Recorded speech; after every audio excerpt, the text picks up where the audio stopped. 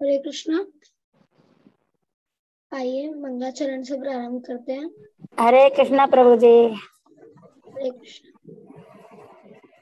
ओम अज्ञानतिमिरन्धस्य ज्ञानाञ्जनशलाकया चक्षुरुन्मीलितं येन तस्मै श्रीगुरुवे नमः।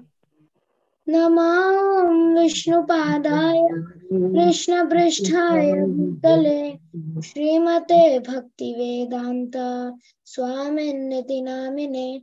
नमस्ते सरस्वती देवे गौरवाणी प्रचारिणे निर्विशेष शून्यवादी पाश्चात्य देश तारिणे। हे कृष्ण करुणा सिंधु दीनबंधु जगतपते गोपेश गोपिका कांत श्री राधा कांत नमोस्तुते। तप्त कांचन गौरांगी श्री राधे वृंदावनेश्वरी वृषभानुसुते देवी प्रणमामि हरिप्रिये। वाञ्छाकल्पतरुभ्यश्च कृपा सिन्धुभ्यैव च पतितानां पावनेभ्यो वैष्णवेभ्यो नमो नमः। जय श्री कृष्ण चैतन्य प्रभु नित्यानंद श्री अद्वैत गदाधर श्रीवासादि गौर भक्तवृंद। हरे कृष्णा कृष्णा कृष्णा हरे हरे हरे राम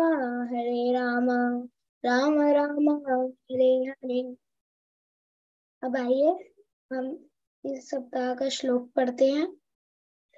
तो आप सभी मेरे पीछे रिपीट कर सकते हैं। राजविद्या राजगुह्यम् पवित्रमिदमुत्तमम् प्रत्यक्षावगमं धर्म्यम् प्रत्यक्षावगमन धर्म सुखं कर्तुमव्ययम्। सुखम कर्तुम न वयम्। राजविद्या राजगुह्यम् राजविद्या राजगुह्यम् पवित्रमिदमुत्तमम् पवित्रमिदमुत्तमम् प्रत्यक्षावगमं धर्म्यम् प्रत्यक्षावगमन धर्म सुखं कर्तुमव्ययम्। सुसुखं कर्तव्यम् सुखम कर्तुम न। हरे कृष्णा। इंदुलेखा माता जी। हरे कृष्ण बेटा। हरे कृष्णा माता जी।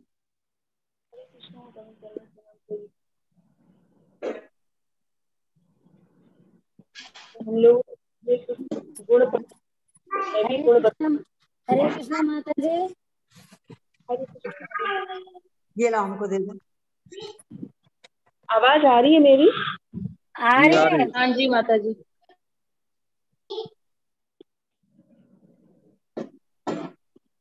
हम लोग दैवी गुण पढ़ रहे हैं कि भगवान बता रहे, इसमें 26 गुणों का वर्णन किया है, तो हम आगे पढ़ रहे हैं अब।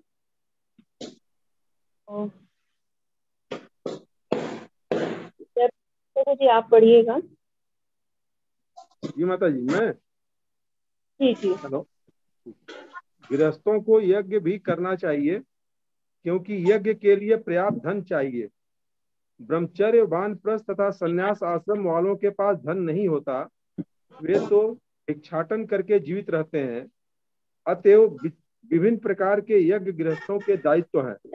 उन्हें चाहिए कि वैदिक साहित्य द्वारा आदिष्ट अग्निहोत्र यज्ञ करें, लेकिन आजकल ऐसे यज्ञ अत्यंत खर्चीले हैं और किसी गृहस्थ के लिए इन्हें संपन्न कर पाना कठिन है। इस युग के लिए संतुष्ट सर्वश्रेष्ठ यज्ञ है संकीर्तन यज्ञ।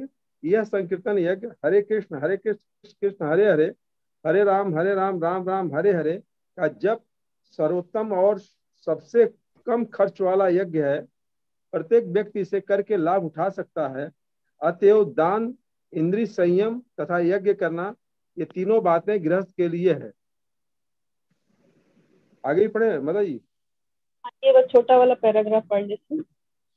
स्वाध्याय या वेदाध्ययन ब्रह्मचर्य के आश्रम या विद्यार्थी जीवन के लिए है। ब्रह्मचारियों का स्त्रियों से किसी प्रकार संबंध नहीं होना चाहिए। उन्हें ब्रह्मचर्य जीवन बिताना चाहिए और आध्यात्मिक ज्ञान के अनुशीलन हेतु अपना मन वेदों के अध्ययन में लगाना चाहिए। यही स्वाध्याय है। हरे कृष्णा। हरे कृष्ण जी। अब यहाँ पे गृहस्थों की भी जिम्मेदारी बताई जा रही है कि गृहस्थों को यज्ञ करना चाहिए। लेकिन अगर आप आज के परिप्रेक्ष्य में देखें कि यज्ञ करना काफी कॉस्टली हो जाता है, सारा सामान इकट्ठा करना। तो पहले के समय में 5 यज्ञ, जैसे मुसलमान लोग 5 बार नमाज अदा करते हैं, तो पहले ये था कि 5 बार आपको दिन भर में यज्ञ करना है। लेकिन अब आजकल जो है समय है, भागदौड़ वाली जिंदगी है, तो उसमें ये इस तरह के यज्ञ कर पाना तो काफी मुश्किल है। तो उसके लिए यहाँ पर प्रभुपाद जी ने लिखा है, भगवान ने बताया कि हरे कृष्ण जो महामंत्र है, ये संकीर्तन यज्ञ जो है उसको करना हमारे लिए बहुत श्रेयस्कर रहता है। और जो ब्रह्मचर्य है का पालन कर रहे हैं, वानप्रस्थी हैं और जो संन्यास आश्रम में है, ये तीनों तो कहीं से भी उनको आमदनी का जरिया नहीं होता। ब्रह्मचर्य में वो शिक्षा ही ले रहे होते हैं, वानप्रस्थ में वो अपना जो कार्य है उनसे निवृत्त हो चुके होते हैं, संन्यास में वो पूरी तरह से सन्यासी बनकर रहते हैं। तो इनके पास आमदनी का जरिया नहीं होता, तो ये लोग भिक्षाटन करके जीवित रहते हैं। तो इस तरह के यज्ञ कर पाना बहुत मुश्किल होता है। तो गृहस्थ का उत्तरदायित्व तो रहता है कि इस तरह के यज्ञों को वो संपन्न कराएं और अपना जो अग्निहोत्र वगैरह है ये सब करना रहता है। तो ये आजकल के परिप्रेक्ष्य में ये सब चीजें बहुत मुश्किल रहती हैं कि वो जो स्वाहा वाला यज्ञ है उनको संपन्न कर पाना। तो वो चीजें पहले के समय में थी, त्रेता युग में था कि यज्ञ करना है, लेकिन आज के युग में संकीर्तन यज्ञ को ही महत्व दिया गया है कि संकीर्तन यज्ञ करना है और उसके बाद उसको उन गृहस्थ को दान करना है, अपने आत्म संयम रखना है, इंद्रियों पे संयम रखना है और इस तरह के संकीर्तन यज्ञ को करना है। ये 3 बातें गृहस्थ के लिए आवश्यक बताई गई हैं। फिर आगे है जो ब्रह्मचर्य जो विद्यार्थी जीवन होता है उसमें स्वाध्याय और वेदाध्ययन के लिए कहा गया है कि जो ब्रह्मचर्य का आश्रम का पालन कर रहे हैं या विद्यार्थी जीवन है तो उसमें उन्हें स्वाध्याय करना चाहिए।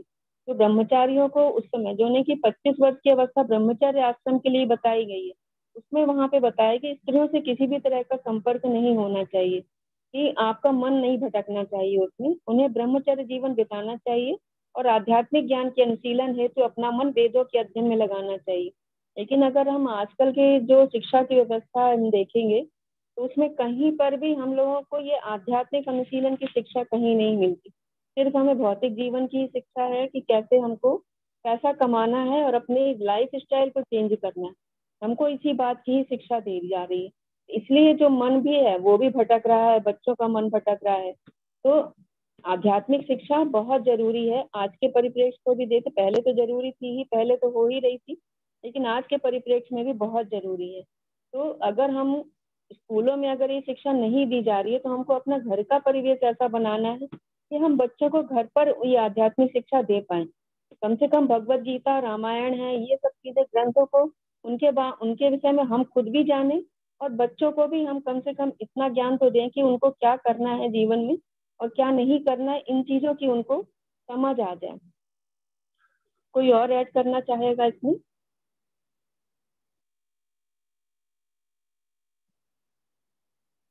फिर आगे पढ़ते हैं। सपना पुनिया माता जी पढ़िएगा। हाँ जी माता जी।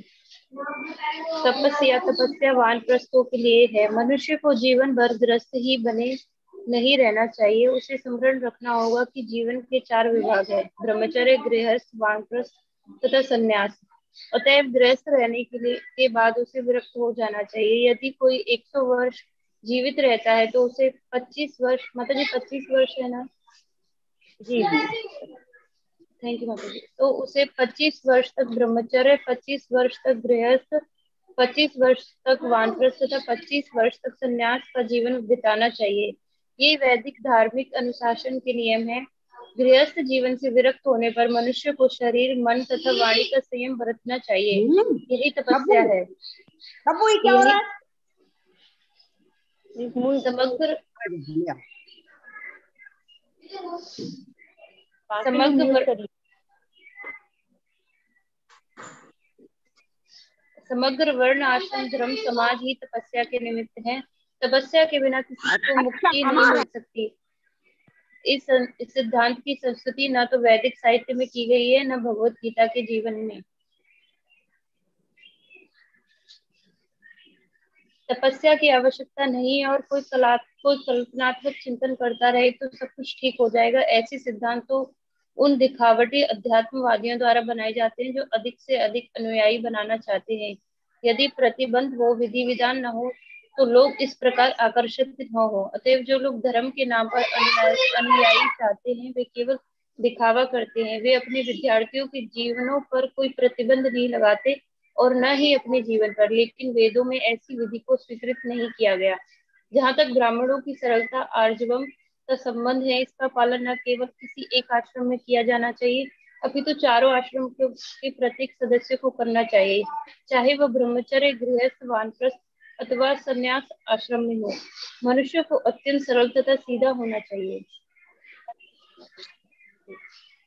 बाकी लोग म्यूट कर लीजिए। माता जी पढ़े आगे। नहीं तो सुनिए, रुकते हैं। हरे कृष्ण माता जी।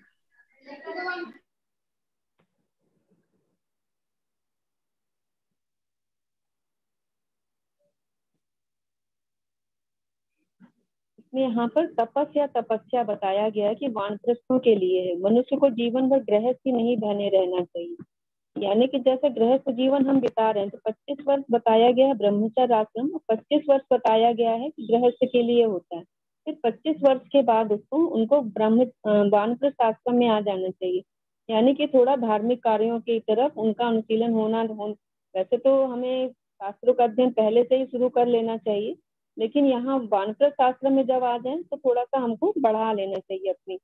और हमेशा ही गृहस्थ नहीं बने रहना है कि हम उलझे ही रहें कि अभी बच्चे हो गए, बच्चे के बच्चे हो गए, उनकी भी परवरिश करना है या उनकी भी देखभाल करना। सारी जिम्मेदारी अपने ऊपर ही नहीं ओढ़ लेनी। हमें भी अपनी आध्यात्मिक अनुशीलन में ही लगना है कि ज्यादा से ज्यादा वक्त हमारा ज्ञान अर्जन करने में हो, भगवान की भक्ति करने में हो, भगवान की सेवा करने में हो। तो ऐसा हमको प्रयास करना चाहिए। फिर उसके बाद बताया गया कि संन्यास आश्रम होता है। संन्यास आश्रम में पहले की व्यवस्था जो थी कि उनको घर छोड़ देना होता था, परंतु आज हम अगर देखें तो ये ऐसा पॉसिबल नहीं है। तो संन्यास का मतलब ये भी नहीं है कि आप बिल्कुल ही घर से छोड़ करके चले जाएं या जंगल चले जाएं, ऐसा कुछ नहीं है। आप घर में ही रह करके संन्यास आश्रम बिता सकते हैं कि विरक्ति की अवस्था कर लेना, कि घर में रह भी रहे हैं और विरक्ति भी। बहुत ज्यादा अटैचमेंट हमको किसी से नहीं रखना, हमको भगवान की सेवा में ही 24 घंटे संलग्न रहना है, उनके ध्यान में रहना है, उनका जप करना है। तो इस तरह से भगवान के नाम जप में अपना पूरा ध्यान केंद्रित करके सन्यासी का जीवन बिताया जा सकता है। तो ये वैदिक धार्मिक अनुशासन के नियम है। गृहस्थ जीवन से विरक्त होने पर मनुष्य को शरीर, मन तथा वाणी का संयम बरतना चाहिए। तो ये तपस्या का ही एक है कि हमको मन, वाणी और शरीर से, ये भी जो हम लोगों ने अब आगे पढ़ेंगे अहिंसा का, तो हिंसा का ही एक कारक होता है कि हम मन से भी हिंसा करते हैं, वाणी से भी हिंसा करते हैं और शरीर से हिंसा। तो इन चीजों की भी हमें तपस्या करनी चाहिए कि हमारे मन में किसी के प्रति कोई गलत भावना ना आए, किसी के प्रति हम कोई गुस्सा मतलब अंदर भी ना भरा हुआ हो हमारे अंदर। इस चीज का भी ध्यान रखना चाहिए। वाणी के द्वारा हम किसी को ऐसे कठोर शब्द ना बोले कि जिसको सामने वाले को बुरा लगे। और शरीर से तो हमें कोई कर्म ऐसा नहीं करना है कि हम किसी का दिल दुखा दें। तो इस तरह से हमको ये तीनों चीजों का संयम बरतना चाहिए। तो ये तपस्या कहलाता है। समग्र वर्णाश्रम धर्म समाज की तपस्या के निमित्त है। तो जो भी ब्रह्मचर्य है, वानप्रस्थ है, गृहस्थ है और संन्यास आश्रम, तो ये समाज की तपस्या के लिए। ब्रह्मचर्य में भी तपस्या ही है। आप वेदाध्ययन कर रहे हैं लेकिन आप पूरी तरह से अपनी इंद्रियों को संयमित किए हुए हैं। गृहस्थ जीवन में आपको थोड़ा छूट मिलती है, आप इंद्रियों की अपनी इंद्रिय तृप्ति करते हैं, लेकिन उसके बाद फिर सेवा भी कर रहे हैं। धार्मिक सेवाएं भी जरूरी हैं, यज्ञ करना भी जरूरी है, तो वो भी एक तपस्या है। फिर उसके बाद आता है वानप्रस्थ। वानप्रस्थ में भी आपको तपस्या करनी, थोड़ा सा विरक्त भाव रखना है। और फिर संन्यास आश्रम आता है तो पूरी तरह से विरक्त होकर के आपको भगवान की सेवा में निमग्न हो जाए। तो ये जो चारों वर्णाश्रम धर्म बनाए गए हैं, तो ये तपस्या के निमित्त ही बनाए गए हैं, क्योंकि तपस्या के बिना हमें मुक्ति नहीं। अगर हम ये सोचेंगे हम अपनी इंद्रिय तृप्ति भी करते रहें और हम भगवत धाम भी चले जाएंगे तो ऐसा पॉसिबल नहीं है। हमको अपनी इंद्रियों का संयम बहुत आवश्यक है। वैसे तो स्वास्थ्य के अकॉर्डिंग भी हम देखेंगे तो धीरे धीरे जैसा हम आगे एज उम्र हमारी बढ़ती है तो बहुत सी चीजें हमें हजम भी नहीं होती, तो हमारा शरीर भी ये बताता है कि अब आपको क्या करना है। तो शरीर भी वो चीज डिमांड करता है उस चीज की, तो हमें बहुत सी चीजें हजम नहीं होती, तो हमको वो इंद्रिय तृप्ति में हमको अपनी स्वाभाविक कंट्रोल करते रहना चाहिए। तो धीरे धीरे जैसे हम आगे बढ़ेंगे तो ये कंट्रोलिंग पावर आती रहती है। भगवान की सेवा में लगेंगे, भगवान का प्रसादम खाएंगे तो ये इंद्रिय तृप्ति की जो भावना है वो धीरे धीरे कम हो जाती है। और प्रसादम खाने से तो वैसे भी हमारा बहुत ज्यादा कंट्रोल हो जाता है। बाहर की चीजें हम नहीं खाएंगे, बिना भोग लगा हुआ नहीं खाएंगे, तो अपने आप ही कंट्रोल आ जाता है। इस तरह से इंद्रियों को संयम करना है हमको। इस सिद्धांत की संस्तुति ना तो वैदिक साहित्य में की गई ना भगवत गीता में कि जीवन में तपस्या की आवश्यकता नहीं है और कोई कल्पनात्मक चिंतन करता रहे तो सब कुछ ठीक हो जाएगा। तो ऐसा नहीं है कि हम लोग तपस्या ना करें और सिर्फ ध्यान करके, या जो अलग अलग लोग हैं कि हमको दीक्षा मिलनी चाहिए कि दीक्षा ले लेते हैं लोग, जैसे आजकल के हैं कि कहीं भी आप चले जाओ ये होगा कि आपको नियम पालन कर रहे हैं या नहीं करे इस पे कोई जोर नहीं रहता है, आपको दीक्षा मिल जाती है। तो इन सब चीजों से फिर वो जो वर्णाश्रम व्यवस्था भगवान ने बनाई है वो गड़बड़ हो जाती है कि आप जो नियम का पालन है, जो तपस्या है वो तो आप कर नहीं रहे हैं, लेकिन आप सिर्फ दीक्षा लेकर के ना तो आप गुरु के सिद्धांतों को मान रहे हैं और ना ही गुरु को आप उतना सम्मान दे पा रहे हैं, क्योंकि हमें गुरु का अनुसरण करना है। तो अगर हमने दीक्षा ले ली, अगर गुरु का अनुसरण नहीं कर रहे हैं तो वो भी गलत है। इस तरह से यहाँ पे प्रभुपाद जी ने लिखा है कि जो ऐसे सिद्धांत जो उन दिखावटी अध्यात्मवादियों द्वारा बनाए जाते हैं, जो अधिक से अधिक अनुयायी बनाना चाहते हैं। अनुयायी बनाना आसान है कि आप आ जाओ हमारे उसमें आश्रम में, आ जाओ हम दीक्षा दे देंगे, दीक्षा तो मिल जाती लेकिन आपकी आध्यात्मिक उन्नति वहीं रुक जाती, आपकी आध्यात्मिक उन्नति नहीं हो पाती। तो हमें इतना बुद्धिमान बनना होगा कि हमारे लिए क्या अच्छा है और क्या नहीं अच्छा है, कहाँ हमारे जाने से आध्यात्मिक उन्नति हो रही है और कहाँ जाने से आध्यात्मिक उन्नति नहीं हो रही है, इस चीज का हमको विचार करना चाहिए। यदि प्रतिबंध हो, विधि विधान हो तो लोग इस प्रकार आकर्षित ना हो। अतएव जो लोग धर्म के नाम पर अनुयायी चाहते हैं वे केवल दिखावा करते हैं। वे अपने विद्यार्थियों के जीवन पर कोई प्रतिबंध नहीं लगाते और ना ही अपने जीवन पर, लेकिन वेदों में ऐसी विधि की स्वीकृति प्रदान नहीं की गई है। तो इसमें यही बताया गया कि ना तो उनका अपने ऊपर भी कंट्रोल होता है, वो भी अपनी इंद्रिय तृप्ति करते रहते हैं, और जैसा गुरु करते हैं फिर वैसा तो शिष्य भी करेंगे, उनकी इंद्रिय तृप्ति में भी कोई कंट्रोल नहीं होता। इस तरह से ना गुरु आध्यात्मिक जीवन में उन्नति कर पाते हैं और ना ही उनके शिष्य आध्यात्मिक उन्नति कर पाते हैं। तो इन जगहों से हमको बचना है। फिर आगे बता रहे हैं कि ब्राह्मणों की सरलता आर्जवम का संबंध है, इसका पालन न केवल किसी एक आश्रम में किया जाना चाहिए पर चारों आश्रमों के प्रत्येक सदस्य को करना चाहिए। तो ये है कि चारों आश्रम जो है ब्रह्मचर्य, गृहस्थ, वानप्रस्थ तथा संन्यास, तो इनमें हमें सरल जीवन बिताना है, सरल भी होना चाहिए और सीधा भी होना चाहिए कि बहुत विनम्रता हमारे अंदर आ जानी चाहिए। जैसे जैसे हम ज्ञान अर्जन करते हैं तो जैसे विद्या श्लोक भी आता है भगवत में, विद्या विनय संपन्ने ब्राह्मणे गवि हस्तिनी सुनी तेन सुपाके च पंडित समदर्शिना। तो जैसे जैसे हम विद्या अध्ययन करते जाते हैं, ज्ञान लेते जाते हैं, तो हमारे अंदर विनम्रता का गुण आना चाहिए। जब विनम्रता का गुण आएगा तो हम ये प्रगति कर पाते हैं, आध्यात्मिक उन्नति में प्रगति कर पाते हैं, और जो वस्तुएं हैं, जो चीजें हैं या जो जीवात्माएं हैं, इन सब को हम एक समदृष्टि से देख पाते हैं। तो वहाँ हमारी आध्यात्मिक उन्नति तेजी से होती है। तो हमें सरल और आर्जवम बताया है कि सभी के लिए होना चाहिए, सिर्फ ब्राह्मणों को ही नहीं, सभी आश्रम में ही ये जरूरत है कि हमको सरल होना चाहिए। कालीचरण प्रभु जी आप पढ़िएगा आगे। अहिंसा। अहिंसा का अर्थ है किसी जीव के प्रगतिशील जीवन को न रोकना। किसी को यह नहीं सोचना चाहिए चूंकि शरीर के बद किए जाने के बाद आत्मा स्फुलिंग नहीं बढ़ता, इसलिए इंद्रिय तृप्ति के लिए पशुवध करने में कोई हानि नहीं है। एक मिनट में इससे पढ़ता हूँ कहीं से, वो मेरा स्क्रीन थोड़ा सा बड़े अक्षर है इसलिए छोटा ऐसा पड़ रहा है। इसलिए इंद्रिय तृप्ति के लिए पशुवध करने में कोई हानि नहीं है। प्रचुर अन्न, फल तथा दुग्ध की पूर्ति होते हुए भी आजकल लोगों में पशुओं का मांस खाने की लत पड़ी हुई है, लेकिन पशुओं के वध की कोई आवश्यकता नहीं है। यह आदेश हर एक के लिए है। जब कोई विकल्प ना रहे तभी पशु वध किया जाए, लेकिन इसकी यज्ञ में बलि की जाए। जो भी हो, जब मानवता के लिए प्रचुर भोजन हो, तो जो लोग आध्यात्मिक साक्षात्कार में प्रगति करने के इच्छुक हैं, उन्हें पशु हिंसा नहीं करनी चाहिए। वास्तविक अहिंसा का अर्थ है कि किसी के प्रगतिशील जीवन को रोका न जाए।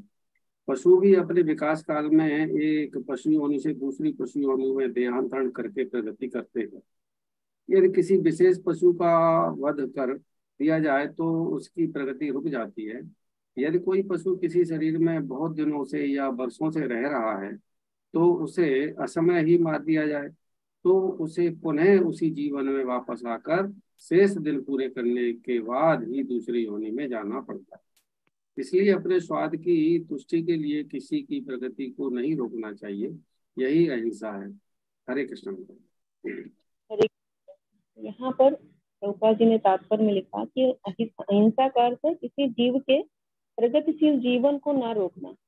तो ये जो पशु का जीवन है, तो ये क्रमिक विकास की अवस्था होती है जिसमें इन लोगों को कर्म का बंधन भी नहीं लगता और इनका क्रमिक विकास होता रहता है। तो अगर हम अपनी जिह्वा की तुष्टि के लिए, जरा से स्वाद लेने के लिए अगर उनका हम वध कर रहे हैं, तो वो जो जीवात्मा है, तो वो उसका जो क्रमिक विकास है वो रुक जाता है। उसको अगली योनि कुछ और मिलने वाली थी, लेकिन अब क्योंकि आपने असमय उसका वध कर दिया, तो उसको अब पुनः इतना समय उसको पीरियड मिला हुआ है, जो काल उसकी जितनी उसकी उम्र थी, वो उम्र वो फिर दूसरी उसी योनि में आकर के फिर पूरा करेगा। इस तरह से उसका विकास रुक जाता है। यहाँ यही बताया कि अपने सिर्फ जरा सी इंद्रिय तृप्ति के लिए हम पशु हिंसा करते हैं और उनका क्रमिक विकास जो हो रहा है उसको हम रोक देते हैं और फिर उनको पुनः देहांतरण के बाद पुनः उसी योनि में आना पड़ता है, फिर जीवन काल पूरा करते हैं और फिर दूसरी योनि उनको प्राप्त होती है। तो ये हमको नहीं करना है। कि पर्याप्त मात्रा में प्रकृति ने हमको अन्न, दूध, शाक, फल, सब्जियां ये सब दे रखी है। ऐसा नहीं है कि हमारे लिए ये सब चीजों की कमी पड़ रही है तो हम पशु की तरफ बढ़ रहे हैं। तो ऐसा नहीं है कि हमें ये दूध या फल, शाक हमारे लिए कम पड़ रहा है, अन्न कम पड़ रहा है। तो हमें इतना बुद्धिमान होना चाहिए, हमें ये चीज सोचना चाहिए कि हमें किसी पशु की हमें क्रमिक विकास की जो अवस्था है कम से कम हम उसको अपने स्वाद के लिए रोके नहीं। उसको अपना जो देहांतरण वो करेगा तो वो अपना करे, अपनी इंद्रिय तृप्ति के लिए हमें उनको मारना नहीं है। छोले उबल विमला गए माता, बेटे। हरे कृष्णा। विमला माता जी पढ़ेंगे आप आगे। हरे कृष्णा माता जी। हरे कृष्णा माता जी, आवाज आ रही है? हाँ आ रही है माता जी। सत्यम का अर्थ है कि स्वार्थ के लिए सत्य को रोकना नहीं चाहिए। वैदिक साहित्य में किसी पुराने गुरु से जानना चाहिए। वेदों का समझने श्रुति का अर्थ है किसी अधिकारी से सुनना। मनुष्य को चाहिए कि अपने स्वार्थ के लिए कोई विवेचना न करे। भगवद गीता के अनेक टीकाएं हैं जिसमें मूल पाठ की गलत व्याख्या की गई है। शब्द की वास्तविक भावार्थ को दिया जाना चाहिए और इसे प्रमाणिक गुरु से ही सीखना चाहिए। प्रभु जी, माता जी पर कर दे। हरे कृष्णा। रुकते हैं यहाँ पर माता जी। ठीक है प्रभु माता जी। यहाँ पे सत्यम का अर्थ है कि मनुष्य को अपने स्वार्थ के लिए सत्य को तोड़ना मरोड़ना नहीं चाहिए। तो यानी कि वेदों के लिए कहा जाता है कि वैदिक साहित्य में जो चीज जैसी दी गई है हमको एज इट इज दूसरे को हमको देना। तो अपना मनगढ़ंत हमको उसमें टीका टिप्पणी नहीं करनी। अपने हिसाब से उसका अर्थ हमको नहीं देना है कि दूसरा कोई उसको फिर कंफ्यूजन हो जाए, क्या बोला जा रहा है, क्या समझा जा रहा है। इस तरह से हमको नहीं करना है कि जो कुछ वेदों में कहा गया है हमको प्रामाणिक गुरु से सुनना है। इसका अर्थ क्या है? प्रामाणिक गुरु तो वही होगा जो कृष्ण से ने बताया है और वो परंपरा के माध्यम से हम तक पहुंच रहा है। तो प्रामाणिक गुरु जब हमको चीजों का अर्थ बताते हैं तो हम समझ पाते हैं कि हाँ वास्तव में उसमें क्या कहा गया। तो सत्य को इसमें प्रभुपाद जी ने यही लिखा, सत्य को अपने स्वार्थ के लिए तोड़ना मरोड़ना नहीं चाहिए। जैसे निर्विशेषवादी है वो एक चीज को तो दे देते हैं, जो मायावादी निराकार ब्रह्म की उपासना करते हैं तो भगवान के स्वरूप को सिर्फ निराकार ही बताते। तो उसके आगे वो नहीं बढ़ पाते। वो भगवान ने फिर उसके आगे भी बताया है, तो उन चीजों को वो वहीं रुक जाते हैं और वो अपने हिसाब से उनकी व्याख्या देते। तो ऐसा नहीं करना है, हमको प्रामाणिक गुरु से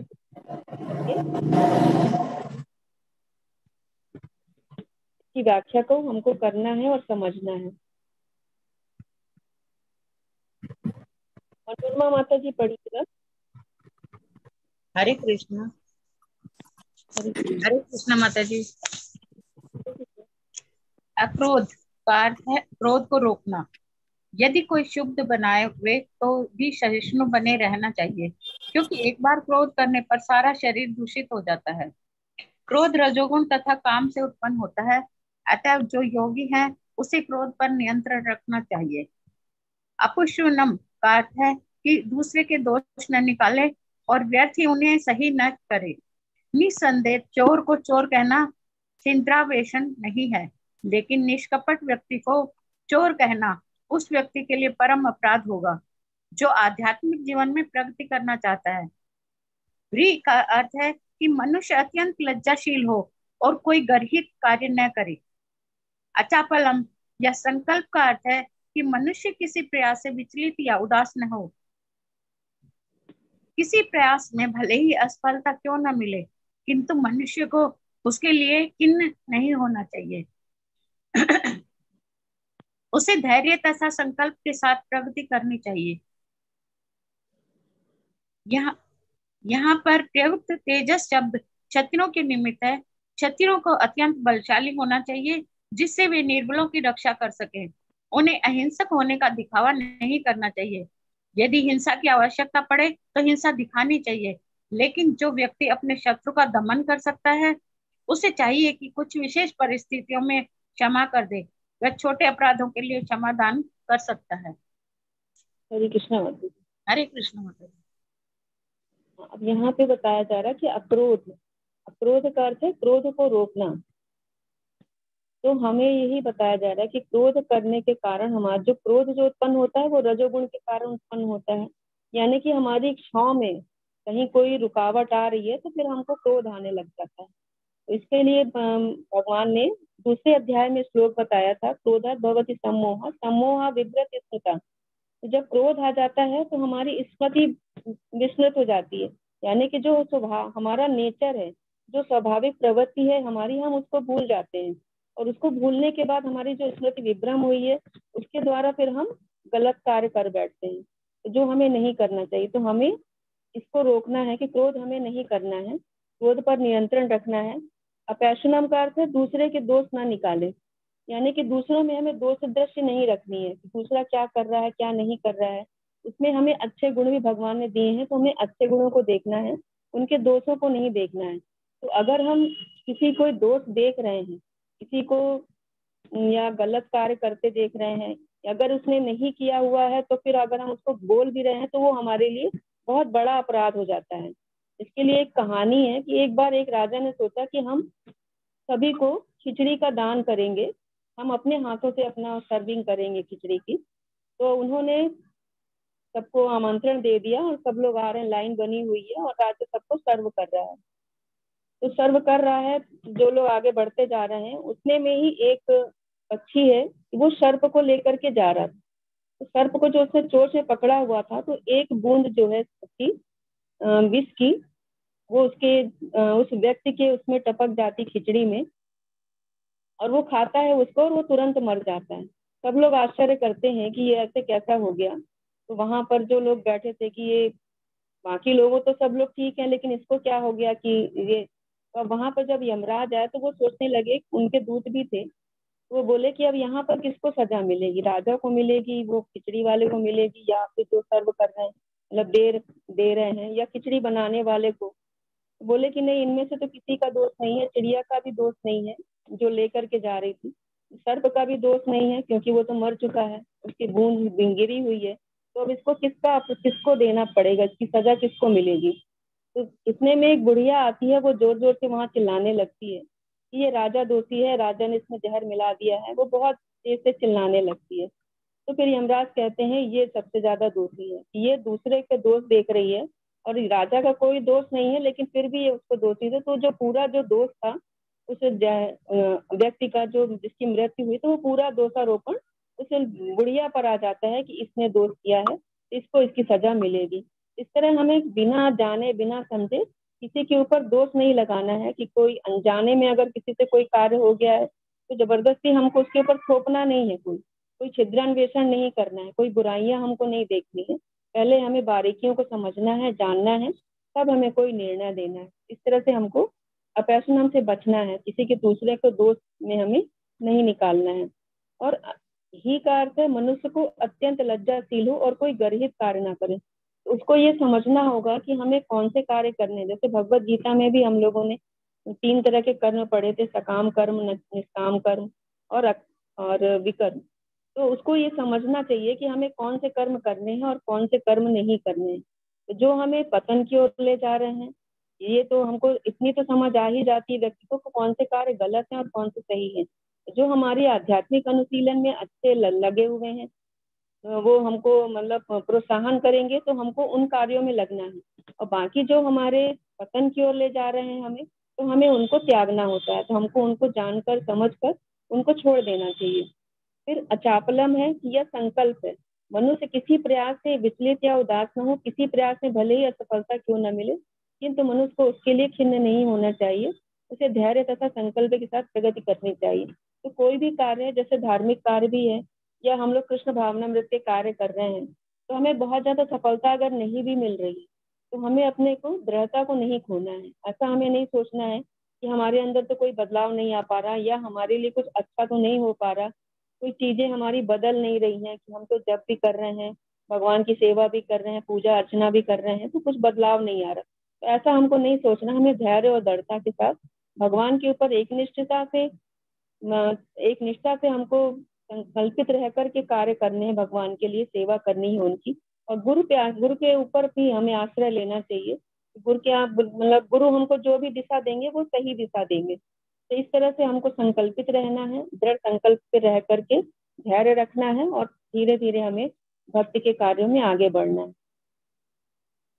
फिर आगे है तेजस शब्द, जो क्षत्रियों के निमित्त आए। तो क्षत्रियों को अत्यंत बलशाली होना चाहिए जिससे वे निर्बलों की रक्षा कर सकें। उन्हें अहिंसक होने का दिखावा नहीं करना चाहिए। अब अगर जैसे कि अब सेना के लोग हैं, अगर वो ये सोचे कि हमें मारना नहीं है, हमें अहिंसा करनी है, मैं अहिंसावादी हूँ, मैं हिंसा नहीं करूंगा, तो ऐसा कार्य नहीं चलेगा। अब वहां पर वो बॉर्डर पे हैं तो उनको तो युद्ध करना ही है। तो वहां पर उनको अहिंसक नहीं होना, निर्दयी भी नहीं होना है, लेकिन करुणा भी करनी है। ऐसा नहीं है कि अब क्षत्रिय हो गए हैं तो हम सबको मारने की वो करेंगे। कोई अगर गलती कर देता है, वो क्षमा मांग रहा है, तो फिर हमें उसको क्षमा कर देना चाहिए। लेकिन ऐसा भी नहीं करना कि बार बार क्षमा कर देना। इसमें हम लोगों को इतिहास में बहुत ज्यादा एक कहानी मिलती है पृथ्वीराज चौहान की, मोहम्मद गौरी की। उन्होंने उसको कई बार उसको क्षमा किया था, मोहम्मद गौरी को, लेकिन लास्ट में जब मोहम्मद गौरी ने उन पर अटैक किया तो फिर उन्होंने उनके साथ बहुत ही ज्यादा दुर्व्यवहार किया था। तो एक सीमा तक किसी को क्षमा करना है, उसके बाद अगर वो दंड का अधिकारी है तो फिर उसको दंड देना जरूरी हो जाता है। इस तरह से हमें छोटे छोटे अपराधों के लिए क्षमा दान भी कर सकता है जो वो है, लेकिन ज्यादा उसको क्षमा नहीं करनी है।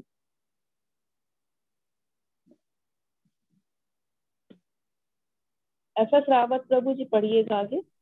हरे कृष्ण माता जी। शौचम, शौचम का अर्थ है पवित्रता, जो न केवल मन तथा शरीर की हो अपितु व्यवहार में भी हो। यह विशेष रूप से वणिक वर्ग के लिए है। उन्हें चाहिए कि वे कालाबाजारी ना करें। नाती मानिता अर्थात सम्मान की आशा न करना शूद्रों अर्थात श्रमिक वर्ग के लिए है, जिन्हें वैदिक आदेशों के अनुसार चारों वर्णों में सबसे निम्न माना जाता है। उन्हें वृथा सम्मान या प्रतिष्ठा से फूलना नहीं चाहिए, बल्कि अपनी मर्यादा में बने रहना चाहिए। शूद्रों का कर्तव्य है कि सामाजिक व्यवस्था बनाए रखने के लिए वे उच्च वर्णों का सम्मान करें। यहाँ पर वर्णित 26 गुण दिव्य हैं। वर्णाश्रम धर्म के अनुसार इनका आचरण होना चाहिए। सारांश यह है कि भले ही भौतिक परिस्थितियां शोचनीय हो, यदि सभी वर्णों के लोग इन गुणों का अभ्यास करें तो वे क्रमशः आध्यात्मिक अनुभूति के सर्वोच्च पद तक उठ सकते हैं। हरे कृष्ण माता जी। हरे कृष्ण। अब यहाँ पे शौचम यानी कि पवित्रता क्या गुण हम बता रहे हैं भगवान। मन तथा शरीर की हो अपितु व्यवहार में भी हो। यानी कि मन और शरीर से तो हमें शुद्ध रहना ही, हमें अंदर और बाहर दोनों तरह से शुद्ध रहना है, लेकिन जो हमारा व्यवहार है वो भी हमारा शुद्ध रहना चाहिए। तो ये विशेष रूप से वणिक वर्ग के लिए बताया गया है कि उनको जो धन कमाते हैं, तो वो धन कमाना जो है उनका ऐसा नहीं है कि काला बाजारी करके कमा ले या गलत तरीके से कमाए पैसा। बहुत ज्यादा हमको डिमांड हो गई है कि ये चीज की चाहत हो गई तो हम कुछ भी करें तो पैसा कमाना है, तो ये नहीं करना है। और व्यर्थ ही सम्मान की आशा नहीं करनी है। तो यहाँ पे शूद्रों के लिए भी बताया गया है। शूद्र जो है कि श्रमिक वर्ग होता है जो तीनों की सेवा करते हैं। तो शूद्र ही है जो, इनकी भी एक बहुत ज्यादा, जैसे कि अभी कोरोना के समय में हम लोगों ने देखा था सारी फैक्ट्रियां वगैरह बंद हो गई थी। क्यों? क्योंकि श्रमिक वर्ग सब अपने अपने घर चले गए थे। तो श्रमिक वर्ग का एक विशेष महत्व है कि वो जो इस समाज है उसको चलायमान करते हैं। शूद्र के को पैरों में इनकी जगह होती है, तो ये समाज को चलायमान करते हैं। इनका भी एक बहुत ज्यादा महत्व है। तो इनको भी अगर ये नहीं सोचना चाहिए कि मेरे कारण ही ये सब हो रहा है या मैं नहीं करूंगा तो ये ऐसा नहीं हो सकता। तो इनको तीनों वर्गों का सम्मान करना है। ऐसा नहीं है कि यही बस आगे हो गए हैं कि हमको ये समझ लें कि मेरे अलावा और कोई ये कार्य कर नहीं सकता। ये इनको अभिमान में नहीं आना चाहिए और तीनों वर्गों का सम्मान करके सामाजिक व्यवस्था को बनाने में अपने योगदान देना चाहिए। तो ये इस तरह से यहाँ पर भगवान ने 26 गुणों का वर्णन किया है। तो वर्णाश्रम धर्म के अनुसार इनका आचरण होना चाहिए कि वर्णाश्रम धर्म में हमारी जो भी वर्णाश्रम में हम कर रहे हैं, चाहे ब्रह्मचर्य में हो, गृहस्थ में हो, वानप्रस्थ में हो या संन्यास आश्रम में, तो जिस वर्ण में भी हैं हम, तो वहां पर जैसी भी परिस्थिति है उनके हिसाब से हमको कर्म करने हैं और अपनी